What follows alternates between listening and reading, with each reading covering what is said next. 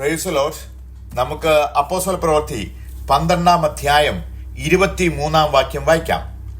അവൻ ദൈവത്തിന് മഹത്വം കൊടുക്കാകിയാൽ കർത്താവിന്റെ ദൂതൻ അവനെ അടിച്ചു, അവൻ കൃമിക്ക് ഇരയായി പ്രാണനെ വിട്ടു.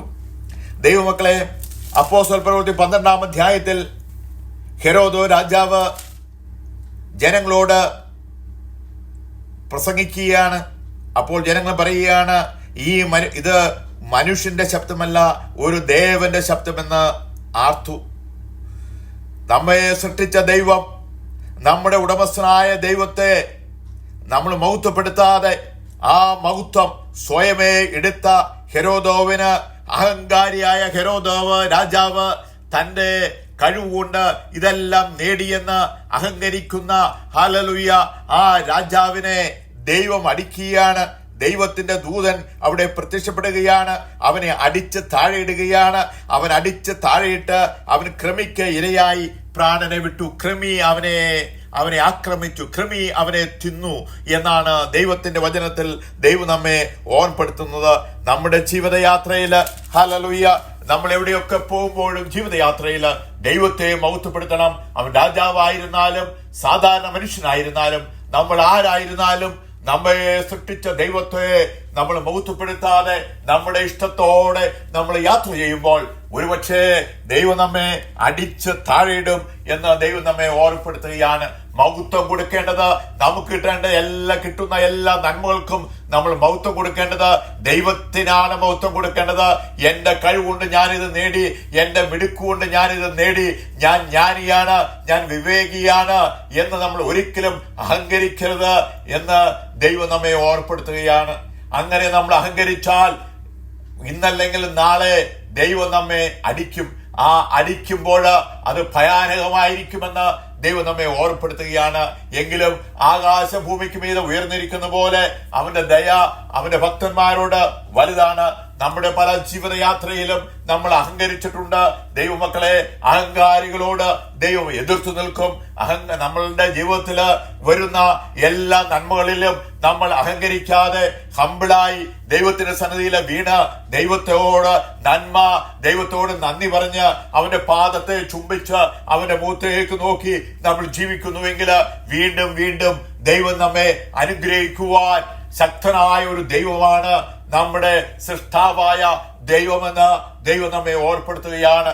നമ്മുടെ ജീവിതയാത്രയിൽ ആരൊക്കെ നമുക്ക് അഹങ്കാരം ഉണ്ടാവുമോ, ഹല്ലേലൂയ ഹല്ലേലൂയ, അങ്ങനെ അഹങ്കാരം നമ്മുടെ ജീവിതത്തിൽ വന്നാൽ എന്താണ്? നമ്മൾക്ക് അത് നാശത്തിനാണെന്ന് ദൈവം നമ്മെ ഓർമ്മപ്പെടുത്തുകയാണ്. അപ്പോൾ ജീവിതത്തിൽ അഹങ്കാരമില്ലാതെ കർത്താവിന്റെ മുഖത്തേക്ക് നോക്കി നമ്മൾ ജീവിക്കുമ്പോൾ ഹല്ലേലൂയ ജീവിക്കുന്നു എങ്കിൽ ദൈവത്തിൽ നിന്ന് നമുക്ക് അനുഗ്രഹങ്ങള് സഫലമാക്കുമെന്ന് ദൈവം നമ്മെ ഓർമ്മപ്പെടുത്തുകയാണ്.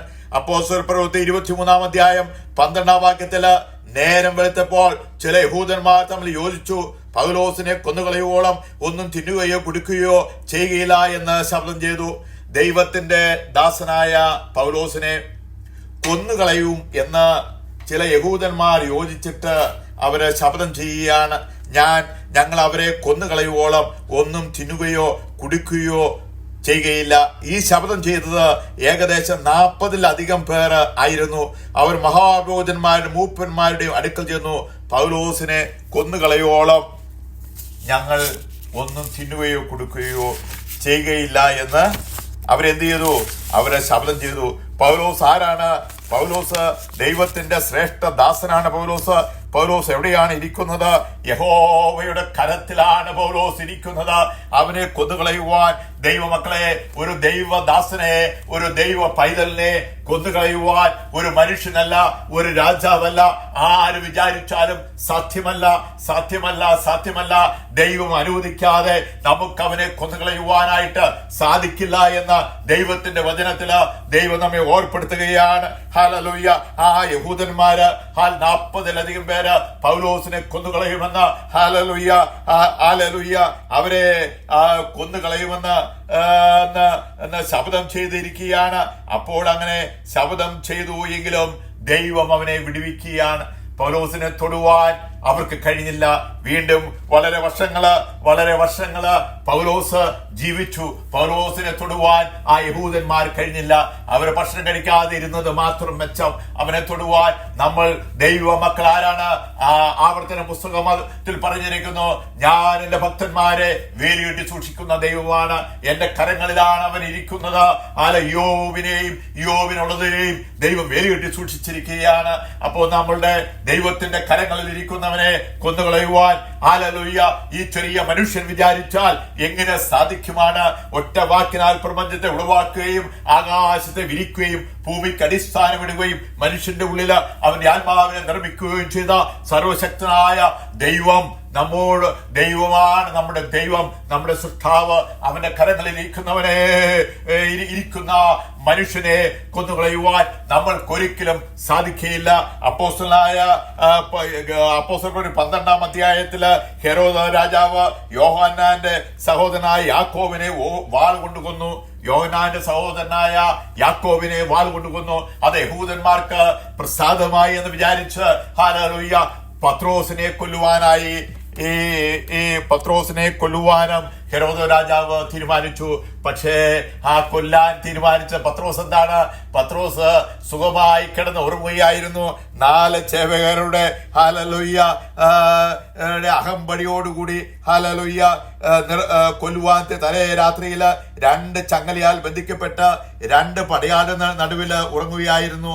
2 പടയാളുടെ നടുവില് 2 ചങ്ങലയാൽ ബന്ധിക്കപ്പെട്ട് ഉറങ്ങുകയായിരുന്നു.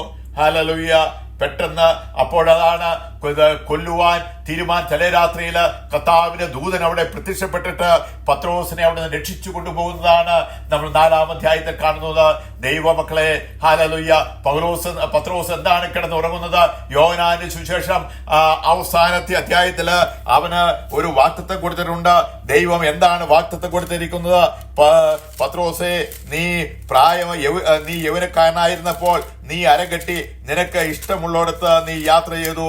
പക്ഷേ നീ പ്രായമായ ശേഷമോ മറ്റൊരുത്തൻ നിന്റെ അരകെട്ടുകയും നീ യൗവനക്കാരനായിരുന്നപ്പോൾ നീ തന്നെ അരകെട്ടി ഇഷ്ടമുള്ളിടത്ത് നടന്നു. വയസ്സായ ശേഷമോ നീ കൈ നീട്ടുകയും മറ്റൊരു നിന്റെ അരകെട്ടി നിനക്ക് ഇഷ്ടമില്ലാത്തിടത്തേക്ക് നിന്നെ കൊണ്ടുപോവുകയും ചെയ്യുമെന്ന് പറഞ്ഞു. ആ ഒരു വാഗ്ദത്തം അപ്പോസ്തലനായ പത്രോസിന്റെ മേൽ കിടക്കുന്നുകൊണ്ട് ആണ് പത്രോസ് സുഖമായി കിടന്നുറങ്ങിയത്.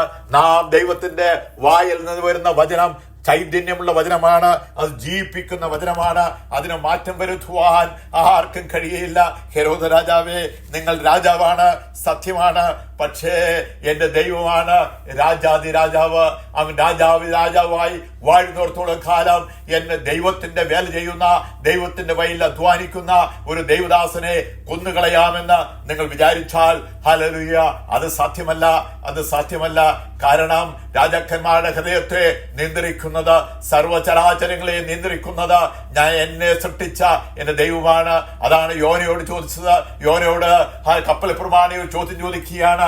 4 ചോദ്യം യോനോട് ചോദിക്കുകയാണ്. യോനോട് ചോദിച്ചു, നീ ഏത് ജാതിക്കാരനാണ്? നീ എവിടെ നിന്ന് വരുന്നു? നീ എങ്ങോട്ട് പോകുന്നു? നിന്റെ തൊഴിൽ എന്താണ്? അതിന് യോന പറഞ്ഞ മറുപടിയാണ്, നമ്മെ സ്പർശിക്കുന്ന മറുപടിയാണ് യോന പറയുകയാണ്.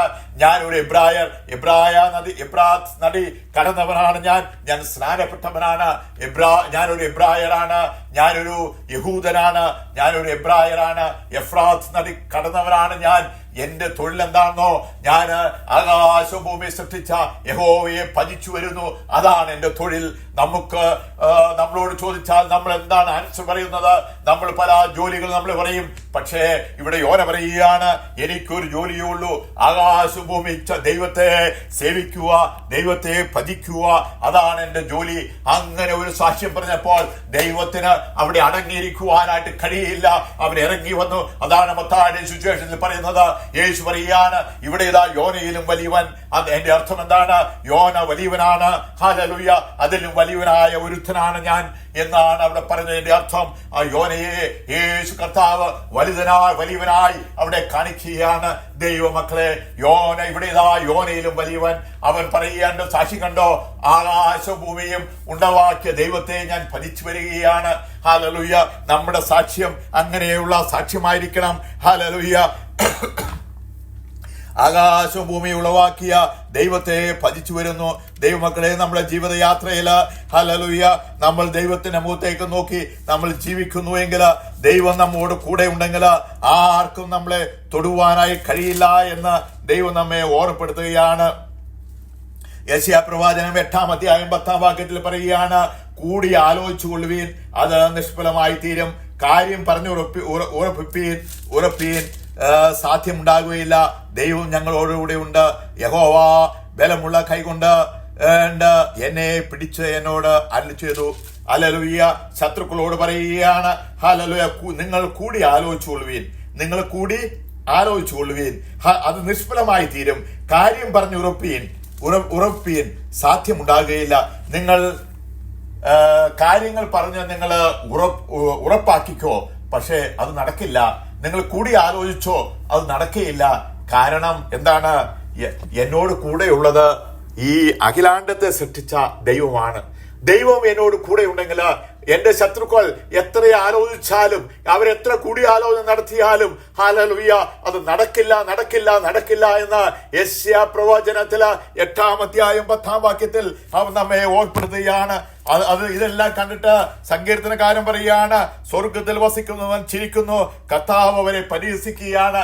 മനുഷ്യന്റെ കൂടിയാലോചന ദൈവമക്കൾക്ക് വേണ്ടി, ദൈവദാസനെ വേണ്ടി അവനെ കൊല്ലുവാൻ, അവനെ നശിപ്പിച്ചു കളയുവാൻ മനുഷ്യർ കൂടിയാലോചിക്കുമ്പോൾ, ഭരണാധികാരികൾ കൂടിയാലോചിക്കുമ്പോൾ, സ്വർഗത്തിൽ ഇരിക്കുന്നവനായ ദൈവം ഹല്ലേലൂയ അവൻ പറയുകയാണ്, സ്വർഗത്തിൽ വസിക്കുന്നവൻ ചിരിക്കുന്നു, കർത്താവ് അവരെ പരിഹസിക്കുന്നു. ഹല്ലേലൂയ, കർത്താവ് അവരെ പരിഹസിക്കുകയാണ്. എന്റെ മകനെ, നീ എന്തിനാണ് ഇങ്ങനെ സമയം കളയുന്നത്? എന്റെ ദാസൻ ആണല്ലോ, അവൻ എന്റെ കരങ്ങളിലാണ് ഇരിക്കുന്നത്.